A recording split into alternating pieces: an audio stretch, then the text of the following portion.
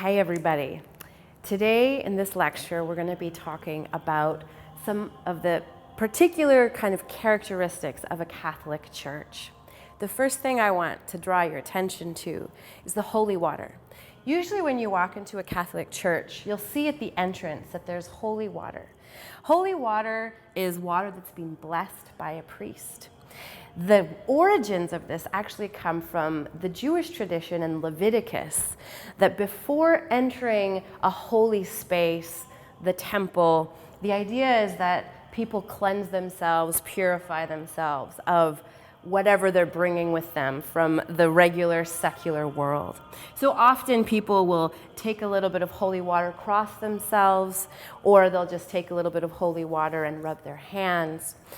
The holy water is also used for blessings. So if you're at a Catholic church, sometimes you'll see a priest spraying water on all of the parishioners.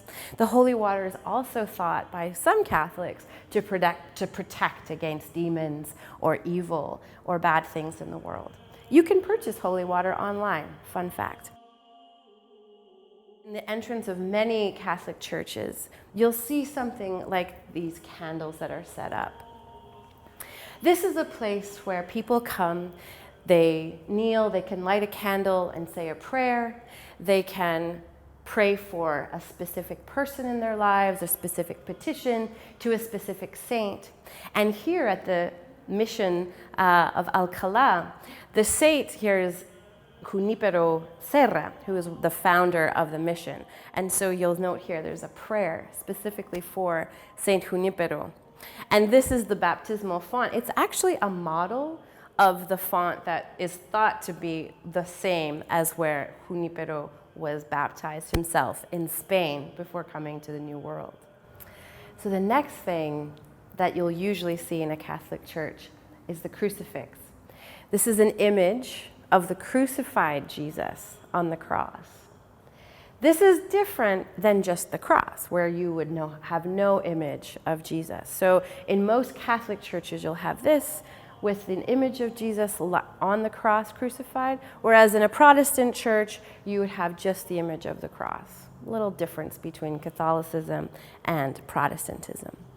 The next thing is that you would see the Virgin Mary in most Catholic churches. There would be some image of Mary. Mary is a very important part of sort of the Catholic cosmology.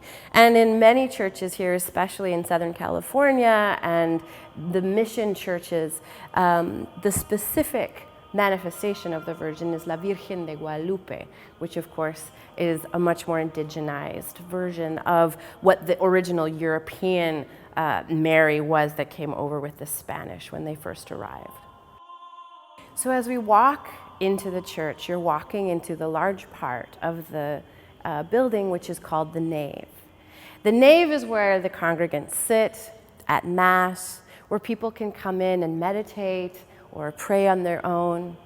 And one of the features of Catholic churches is that they often have kneelers. There's a lot of standing and kneeling in Catholic Mass, as there is in Episcopalian churches also, and some Lutheran churches, depending on what kind of church they are. So this is the large general kind of part of the church building. Usually in Catholic churches, you'll have a long nave, and there will be a branching out before you get to the front of the church, the sanctuary. That's because the symbology of the architecture is made to be in the sign of a cross. This part at the front of the church is called the sanctuary. You can see it's elevated a little bit. Most sanctuaries are. This is to symbolize the sort of elevated status of the clergy. This is where the priest and the altar boys and all of the clergy would be in a Mass setting. And it's also to symbolize proximity to heaven. As you can see at the back, it's something called the apse. In some churches, this is actually a domed area. And this, interestingly, comes from ancient pagan traditions of creating a special space at the front of temples where an image or an icon or a symbol of the divinity to which the temple is dedicated would be placed. Of course, in a Catholic church, there's a crucifix, and on either side of this crucifix, there are images of the Virgin and images of Joseph and the saints. This, because we are in the mission of Alcalá, this is a basilica. A basilica basically means it's a designation for an important, particularly significant Catholic church. There are only 69 of those in the United States, and the mission of Alcalá is one of them. One of the things that identifies the basilica is this Capernaum, which is in the colors of the Vatican. So red and gold are the colors, the papal colors. And this signifies that this particular basilica, as all basilicas, have been blessed by the Pope.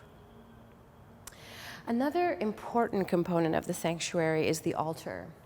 This is the table in the middle. This is the sacred table where during Mass, the priest will bring the sacraments for the Holy Eucharist, which is the bread and the wine and the water that has been blessed, and then will be shared as part of the Eucharistic feast, which happens at every Catholic Mass. People consume the bread and the wine. These are symbols of Jesus according to the Christian tradition. And in the Catholic tradition, they believe in something called transubstantiation, which means that literally when they ingest the bread and the wine, it is no longer just a symbol, but it is literally the blood and the body of Jesus. The other element that we'll look at, because this is a basilica, will have the symbols of the Vatican, which are two sets of upside down keys.